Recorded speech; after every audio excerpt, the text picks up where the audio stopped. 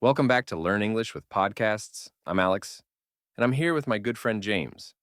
How's it going, James? Hey Alex, I'm doing great. But I've got to say, I tried confronting my neighbor about his loud music last night, and let's just say it didn't go as planned. I ended up apologizing for his noise. Oh no, James.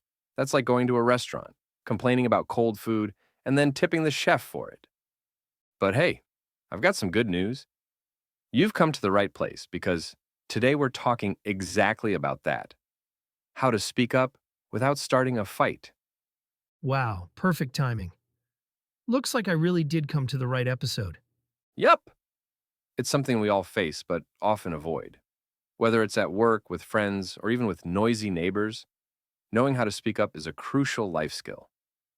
So let's break it down and make it practical for our listeners learning English. So, Alex, why is speaking up so important? I mean, can't we just let things slide sometimes? Sure, sometimes letting small things go is fine, but when something really bothers you, like someone at work taking credit for your ideas or a friend who keeps canceling plans, it's important to speak up. Why? Because if you don't, those feelings of frustration or hurt build up inside. Oh, I get that. It's like bottling up soda and shaking it.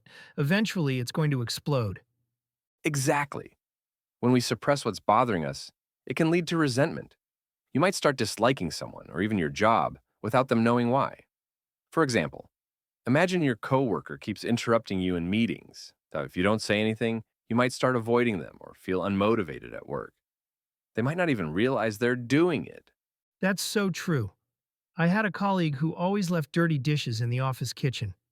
I never said anything, but I started dreading going to the break room. I probably seemed distant, and they had no idea why.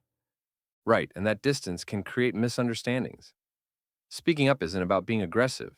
It's about being honest so you can maintain respect for yourself and others. Okay, but let's be real. Confronting someone can be scary. I always worry I'll ruin the relationship or come off as rude. Where does that fear come from? Great question. A lot of that fear comes from our past experiences. Maybe you've had a confrontation that went badly, or you grew up in an environment where speaking up wasn't encouraged. For many of us, there's also a fear of rejection, like, what if they get mad or stop liking me? That hits home. I think I'm scared of seeming difficult or losing someone's approval. Totally normal. That fear often ties back to a need for acceptance, which is hardwired in us as social beings. But here's the thing: avoiding confrontation can actually harm your self respect. If you let someone cross your boundaries, like making you feel ignored or disrespected, you're indirectly telling yourself that your feelings don't matter. Wow, that's a powerful way to look at it. So, by not confronting, I'm kind of disrespecting myself? Exactly. Confrontation, when done well, is about standing up for yourself while still respecting the other person. It's not about forcing them to agree with you.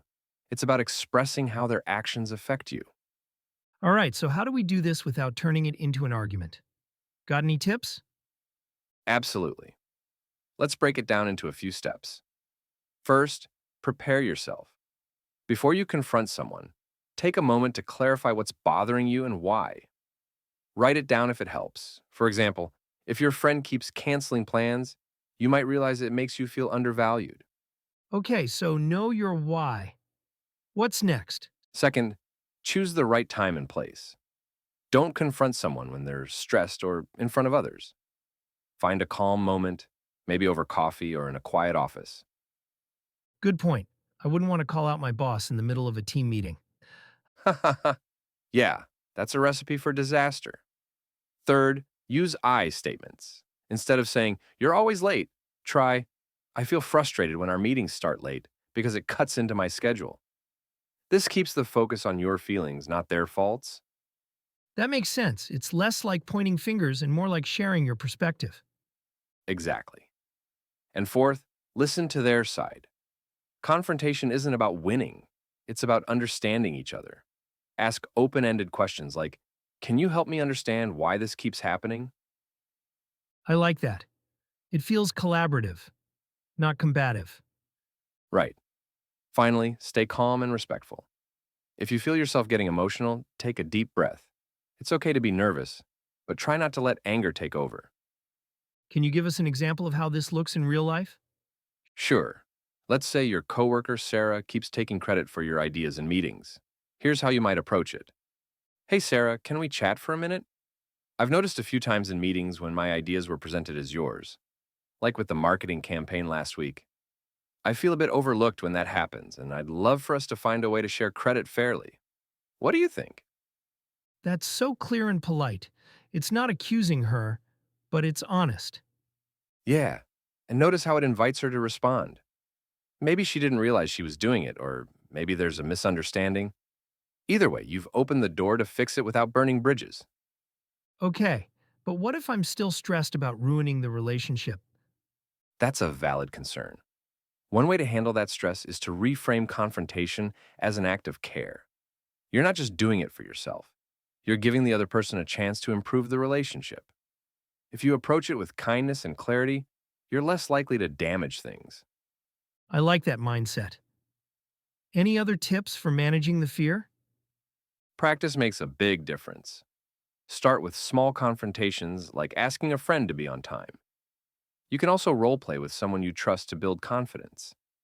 And remind yourself, the goal isn't to win or force your way, it's to express your needs and find a solution together. That's reassuring. It's like building a muscle. The more you do it, the easier it gets. Exactly. And every time you confront respectfully, you're reinforcing your self-worth and showing others you value mutual respect. Wow, Alex, this has been eye-opening. I'm starting to see confrontation as less of a fight and more of a way to keep relationships healthy. That's the spirit. Confrontation isn't about being right or getting your way. It's about honesty, respect, and growth. So, listeners, next time something's bothering you, don't bottle it up. Prepare, stay calm, and speak your truth. You've got this. And if it goes wrong, just blame Alex. Thanks, James. I'll take the blame, as long as you promise to keep trying. Remember, speaking up is a skill, not a personality trait. Anyone can learn it with practice. That's true. Even if it feels awkward at first, every time you speak your truth, you're getting better at it and building your confidence too. Exactly. So, don't be afraid to make mistakes. Use what you learned today and take that first small step, even if it's just asking someone to turn down their music. Or telling your coworker to stop stealing your coffee mug. Whatever it is, speak up with respect and things can actually improve. All right, that's it from us today. If you found this episode helpful, let us know in the comments. We'd love to hear your own tips or stories about confrontation, or just say hi. And if you haven't yet, make sure to hit that subscribe button so you don't miss next week's episode. See you next time. Bye. And remember, your voice matters.